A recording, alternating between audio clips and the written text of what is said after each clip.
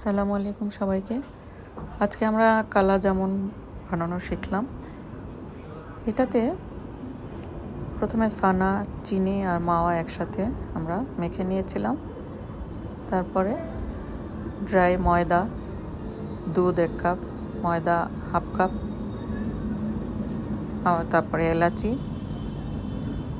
Baking soda সবসহ, জয়ফল সবসহ আমরা চেলে নিয়েছিলাম। তারপরে সুন্দর করে মথে নিলাম আমরা দুধ, মাওয়া, ড্রাই উপকরণগুলো, মাওয়া, একটু কালার, সানা সবগুলো আমরা মেখে সুন্দর করে আমরা কালা জামুনে শেপ দিয়ে দিলাম।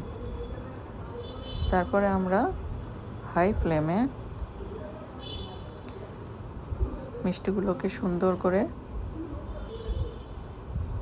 আমরা লো ফ্লেমে মিষ্টিগুলোকে দিয়েছিলাম। দেওয়ার পরে আস্তে আস্তে মিষ্টিগুলোকে আমরা ভেজে নিলাম। ভাজার পরে তারপরে আমরা চিনির শিরা করে রাখা ছিল, সেই চিনির শিরাতে আমরা মিষ্টিগুলো দিয়ে দিলাম। চিনির শিরা 1 কেজি চিনিতে 1/2 লিটার পানি দিয়ে আমরা বয়েল করে শিরাটা করে নিয়েছি।